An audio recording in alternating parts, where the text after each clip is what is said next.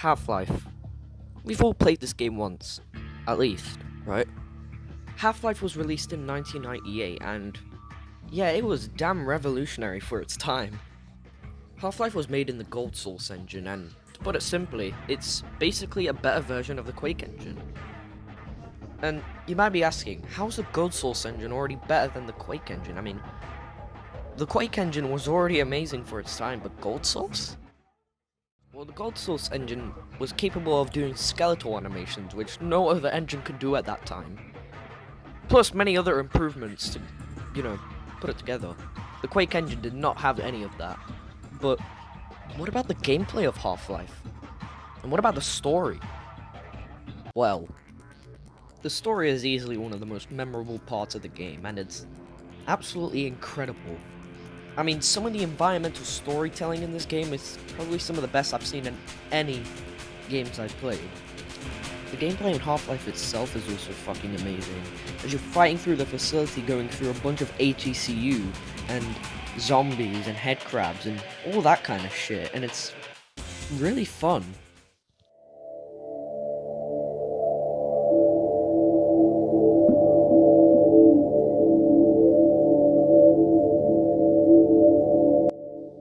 Between 1998 to 2004, the production of Half-Life 2 had begun, and then later on in 2004, Half-Life 2 had actually released. Now, for Half-Life 2, Valve opted on using a different engine for the game, and it was called the Source Engine. Now, Source Engine is, to put it simply, a better version of the Gold Source Engine. Characters had better facial animations, more expressions, and even better animations overall.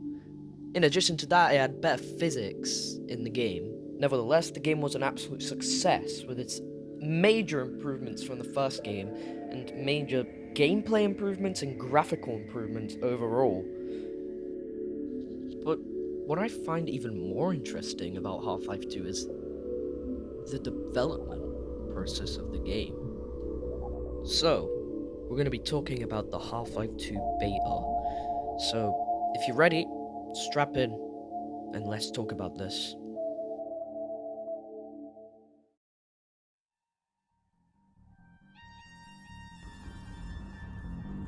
In 2003, a German programmer under the name of Axel Gamby leaked the entire source code to the Source Engine, which released information about Counter-Strike Source and even Half-Life Source.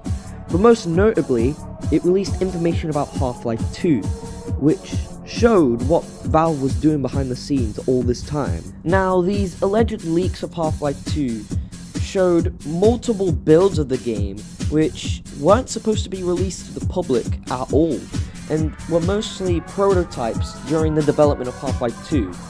Some of these weren't really different to the retail version, but had few tweaks in the story, and also had many other maps which didn't get added to the retail version of the game.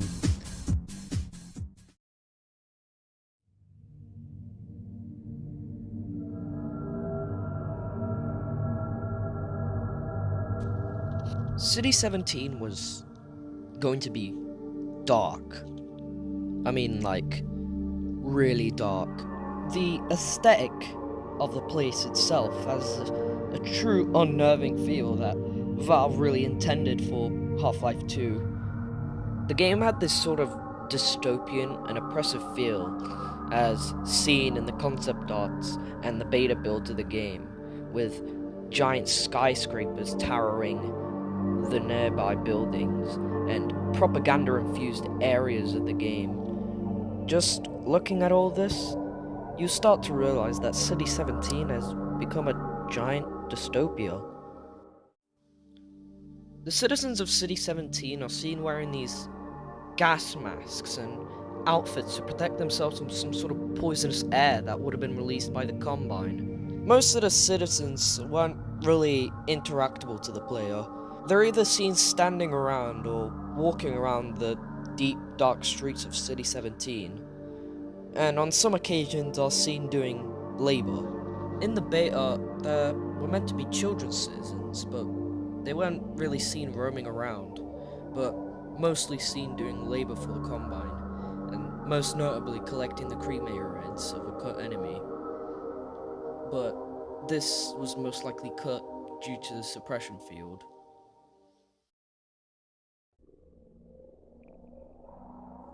The concept art for the Half-Life 2 beta depicted the game as gothic, gloomy, and mysterious. Concept art for City 17 depicted it as a sinister metropolis with skyscrapers and tall buildings everywhere, almost like an American city, to say the least. Just looking at all of this concept art just still amazes me how close we would have gotten the final product to look like this. Now, specifically in this piece of concept art, it represents the three main characters of the game: Alex, Gordon, and Eli Maxwell, who we'll get onto later in the video. One of the things that stands out here is Gordon's HEV suit. It looks more dystopian and mysterious, almost stealthy to say the least. Now, one thing that sticks out like a sore thumb is Alex's alien pet, called Skitch, who we don't have much information on other than this one piece of concept art, but from a high standpoint, he probably would have been through majority of the game as a companion of some sort.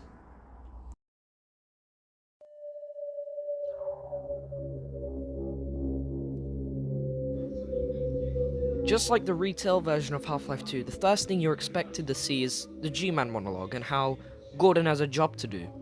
However, instead of arriving at City 17 on a train like in the retail game, Gordon is instead in a place called the Wasteland. Now, upon Gordon's arrival in the Wasteland, we meet one of the cook characters named Samuel. Whilst on the train, he gives you a spare gas mask in order to survive the toxic gas that the Combine has put out. He then says, I quote, "Mister, you can't ride around like that.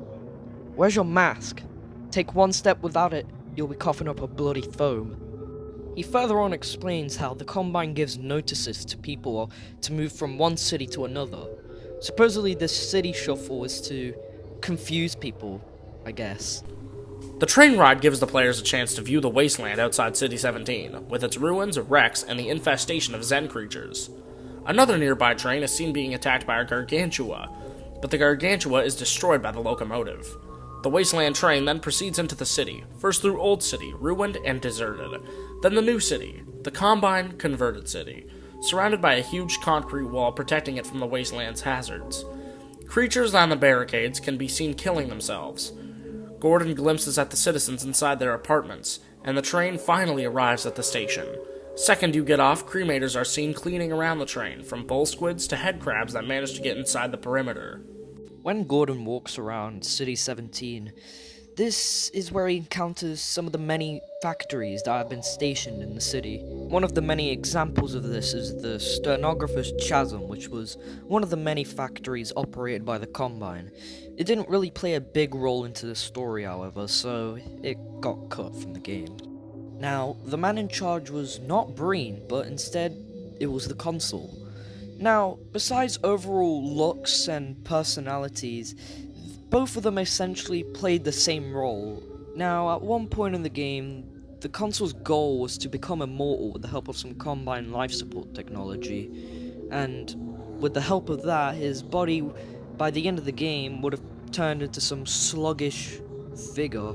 There's leftover voice lines of the Consul, which is mainly just him spewing propaganda to the residents of City 17.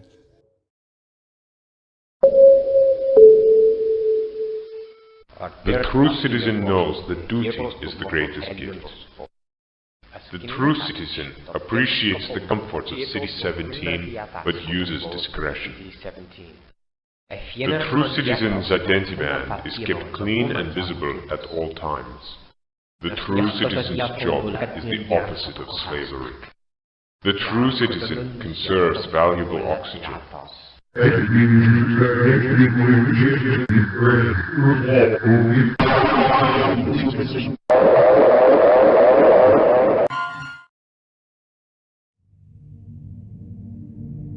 Whenever we look at the Half-Life 2 we currently have, it comes as quite a shock to realize just how dark it was supposed to be.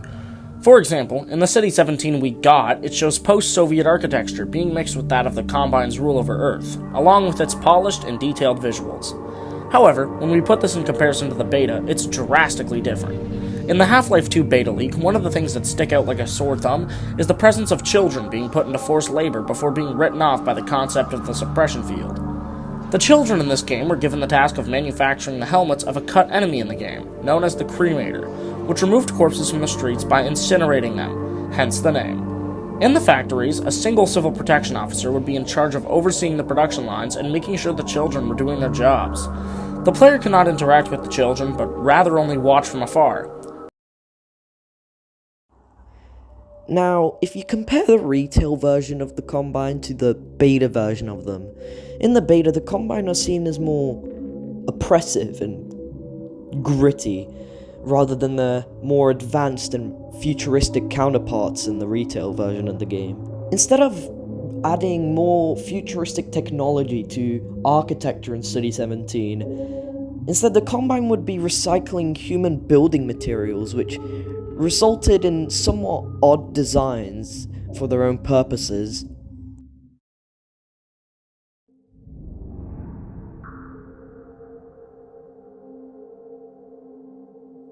The Manhack arcade was a cut location from Half-Life 2, which was to be visited through the first few chapters of the game. The arcade was to be a form of entertainment to the citizens of City 17. When inside, citizens are seen interacting with the arcade machines that are provided to them. When in the main entertainment area, citizens were to be seen playing a game where they control a Manhack flying through the streets and killing fugitives for points. Although most of them didn't really know that people were actually dying as a result, since they were under the influence that it was just a game. In there, the player will encounter Barney Calhoun, who would tell him to go to a radio tower, the starting point of the sewers, which would lead to Kleiner's lab, which changed drastically in the retail version. Just like in the main game, Gordon would be put into a teleporter to teleport into Eli's place, but instead of it being Black Mesa East like in the main game, instead it's a cave to Eli Maxwell's laboratory. However, due to Eli's teleporter being in pieces and faulty malfunctions, Gordon was to be sent to Kraken Base, where the player would have met the character of Helena Mossman, that would later be reused for Judith Mossman in the main game. Unfortunately, due to the teleporter malfunction, Gordon wasn't able to make it to Kraken Base. However, Kleiner decides to jump into the teleporter to save his head crab, Lamar, and ends up getting killed in the process. Lamar? Hetty? Holy crap! Dr. Kleiner!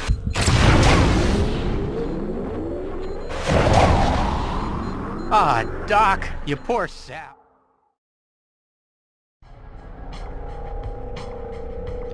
The canals were to be seen as more ruinous and deserted to fit in with the style that Valve was going for the game. As the player traverses, they would encounter many enemies such as head crabs, barnacles, and even bull squids. And yes, bull squids were intended to be in Half-Life 2, but were eventually cut out of the game. However, the series writer Mark Laidlaw claims that the bull squids still exist in the Half-Life 2 continuity, just somewhere around here. Now, the player would traverse on foot in the canals, and then later on would either go by jet ski or airboat. We ended up going with the airboat, and the jet ski was scrapped. After fully traversing through the canals is where the player would finally reach the Wasteland.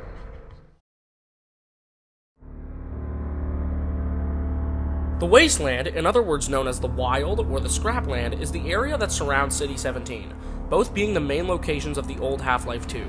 The Wasteland is a hazardous region, infested with creatures from Zen, though earthly creatures like rats and birds are still found in most parts of the Wasteland.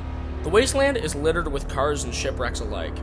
Submarine wrecks on the coast, destroyed roads like Highway 17, and other desolate scenes. The only remaining infrastructure remaining in the Wasteland is the road used by the Combine to transport people and goods. 7 resistance outposts are present, mostly in the canals and on the coasts. The area around City 17 has drastically changed since the beginning of development, and was way more desolate than what we see in the retail version. There are still forms of wildlife in the retail, and Gordon's train is said to have stopped in the woods. This is further clarified in Episode 2 when Gordon and Alex see the Citadel from the White Forest.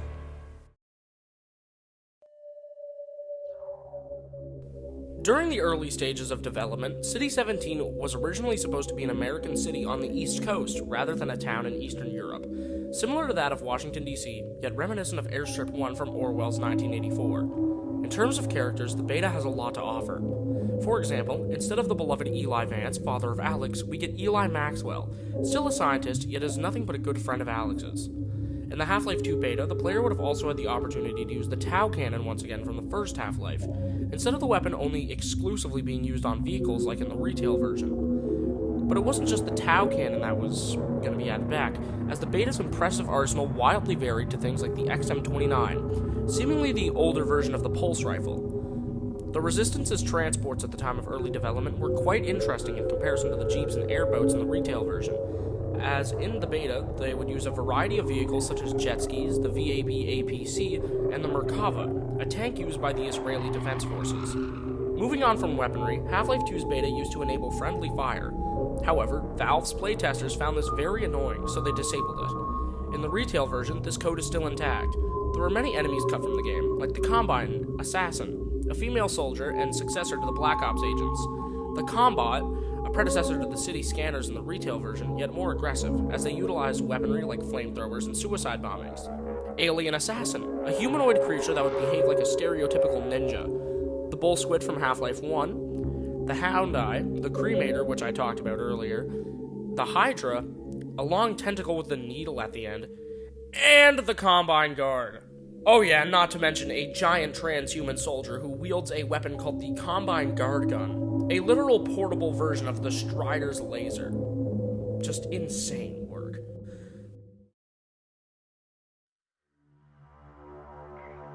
Before it was named Ravenholm, the ghost town had several nicknames during the process of development for Half-Life 2, which included Quarry, Quarrytown, and just simply Town. At one point in development, Ravenholm was supposed to feature both Combine and zombies, as seen in the E3 2003 demo Trap Town, and the player was originally going to discover Ravenholm at the end of the canals above a river filled with at least one ichthyosaur, and enter the town through its docks, followed by Eli's lab. The E3 demo also shows that it was possible to shoot any weapon while using the HEV suit's zoom function, along with how the player could discard his weapons at any time, indicating they could only carry a certain amount of weapons. The earliest installments of Ravenholm have it filled with traps set before Eli's lab. However, in retail Half-Life 2, it is set after Eli's lab, making it a testing ground for the player to mess around with the newly acquired gravity gun.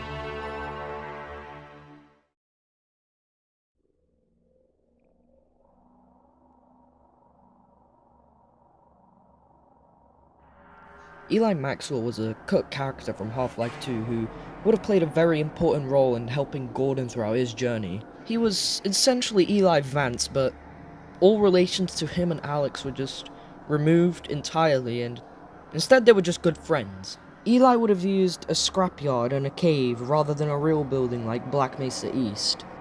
A cut voice line of Eli Maxwell can be heard, warning the player of some sort of particle storm, which was also cut from the game. If you've never been out there before, I have one piece of advice. At the first flicker of green light, you run. First storm I saw, I made the mistake of stopping to study it. That's how I lost my leg. I've seen them take out whole squads, reeling in soldiers, tearing gunboats to bits. Some say it's only an electrical disturbance, but if you ask me, there's an intelligence in there somewhere. If only we could communicate with it, a force like that on our side. Now that would be a powerful ally. Although later in the game we do learn that Eli's fate would have been merging with another cut character of the game called Captain Vance, which was a veteran military leader who would have helped with most of the combat scenarios that were in the game, especially with his group, the Combine Conscripts, and his resistance team. He was also briefly mentioned by some of the cut voice lines made for Alex for the beta. Gordon! I'm hurt! Can't move! Go on without me. Find my father. There's an emergency bunker near the inner gates. He's in command there. Tell him that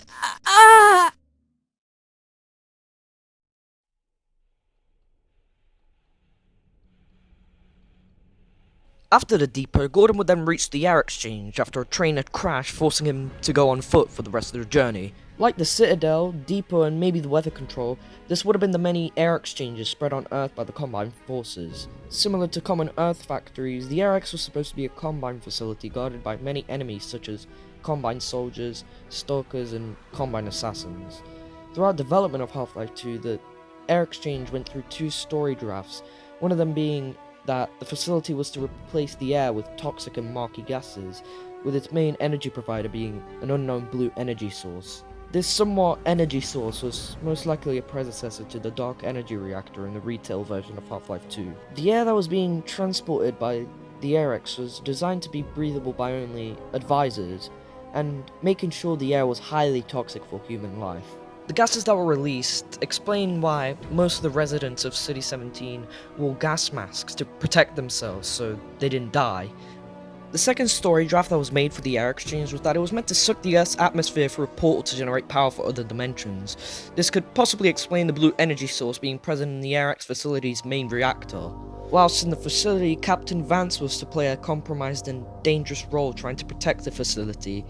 Trucks of unknown use was to be found in the facility along with refineries. In the game, Vance and his conscripts were to launch an attack on the weather control just 3 chapters before the AirX chapter. Judging from the information given, it's highly assured that the attack was going to happen in the middle of the chapter. This is due to several Viz groups named after Vance and a command center seen in early builds of the air exchange. At the end of the chapter, the player would have made their way to the top of the industrial tower and sabotaged the reactor, which was meant to resemble the Lambda core from Half-Life 1. Because of this, it would have made the air exchange completely non-operational, which would have caused a massive human uprising in City 17.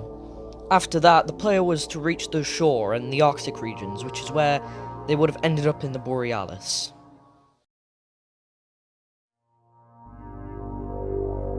The Borealis, originally known as the Hyperborea, was a cut location in the Half-Life 2 beta that never made it into the retail version. It was set to take place in between the locations Air Exchange and Kraken Base, which I'll cover next. In the storyline, Freeman was set to encounter the ship's engineer, Odell. The ship with its captain named Johnson, an icebreaker trying to bring supplies to Kraken Base. Half of the Borealis' crew were scientists, and at some point, the Combine found the Borealis and began to shell it, followed by creatures attacking the crew members. Odell noticed that they didn't like the cold, so he shut off the generators. However, by the time he killed off the attackers, most of the crew were deceased. Gordon and Odell look for survivors in the ship, but only find corpses of the crew and tanks containing Combine soldiers. In the beta, there were 7 variations of the Borealis. One version shows the ship stranded in ice. It can be seen on a demo map titled demo_arctic.vmf, last modified in September of 2001. The Borealis was supposed to take place between Nova Prospect and the City 17 urban warfare that was completely cut from the game. The Borealis was brought back into the Half-Life retail version in Episode 2. Odell's face was reused for Odessa cuppage, and only a few props of the Borealis were used in the retail Half-Life 2.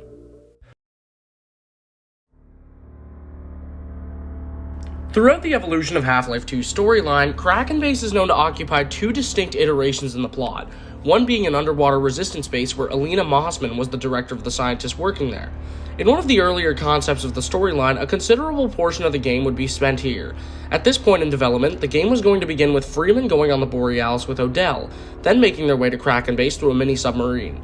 The player would then wake up in a sickbay without their HEV suit, regroup with Odell, and meet Mossman, who ran the facility with an army of stalkers.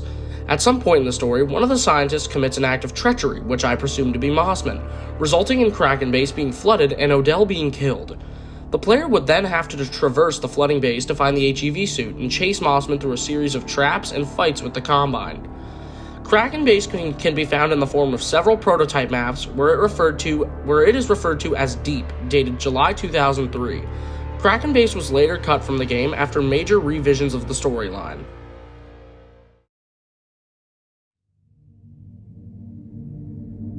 The weather control was described to be a massive dome, jutting with antenna and tiny red lights above them. Around the dome were more structures painted white, almost indistinguishable from their surroundings. This place would be found in the Arctic regions northwest of City 17 with the purpose of draining the Earth's oxygen. At this point, it was supposed to take place between Kraken Base and the skyscraper chapters. At the start of this chapter, Freeman was in a column of battered Bradleys heading for the weather control with Vance, the conscripts, and Alex. Suddenly they were bombed by Combine airships, and several Bradleys were destroyed.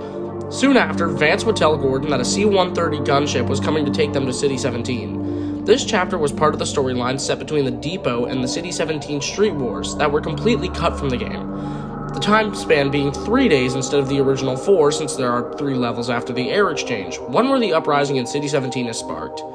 This is the only known chapter where there are no maps or various other forms of scripted material known to exist.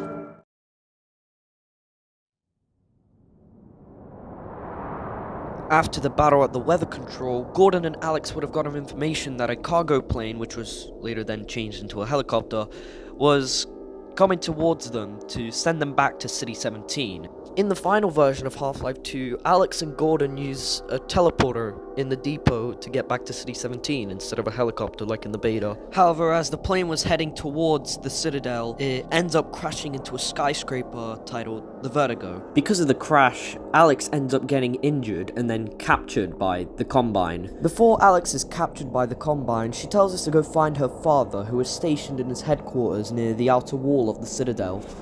Gordon was to then descend through the building from the top to the street level of City 17, whilst going through different obstacles like Combine soldiers that have been deployed to the area.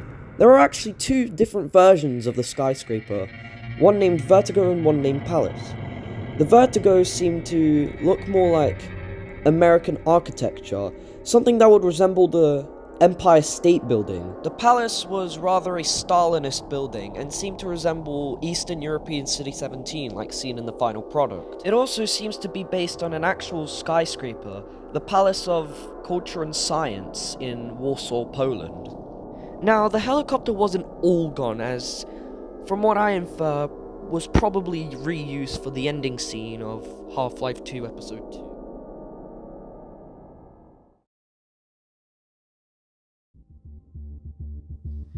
After Gordon makes his way out of the Vertigo, he joins Vance and his conscripts to join in on a human uprising in City 17. Now, in the beta, there wasn't much difference in the street wars when compared to the final product, besides the inclusion of the Vertigo and Vance's conscripts. Now, from the information given, it is highly regarded that the battle between the citizens and the Combine would have happened right after the Eric's destruction. As Gordon traversed through the ruins of City 17, he would make it to Captain Vance's headquarters, right in front of the border of the Citadel, where he would then make it underground and encounter the Hydra.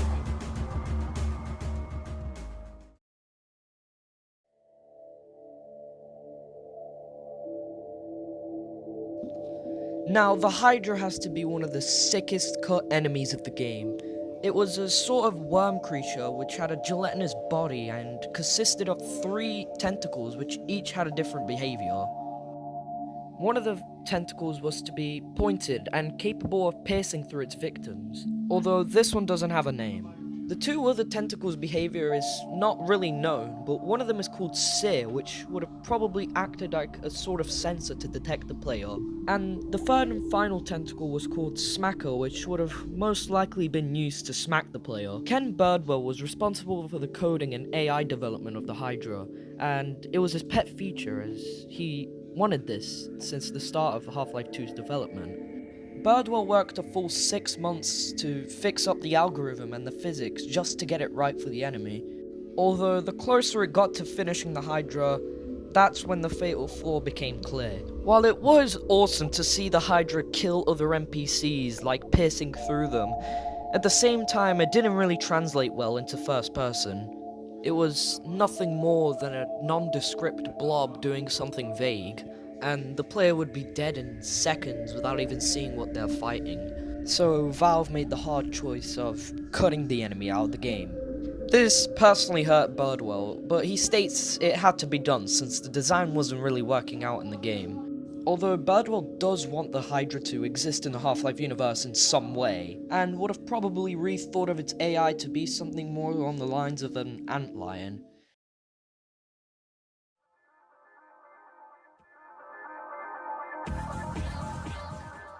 The Citadel has gone through many changes with its design during the development of Half-Life 2, and especially in the beta build of the game, and it took us a while until we got to the final product.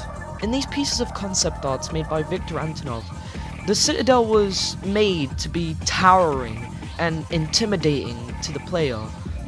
Anyways, the player finally reaches the Citadel and enters it from the bottom as seen in this piece of concept art, and finally confronts the console.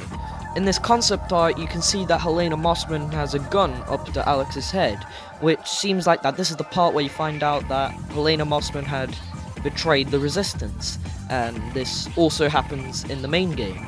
This is the point of the game where the console would reach his goal of becoming immortal via Combine technology, which is also subtly referenced with the Combine Advisors.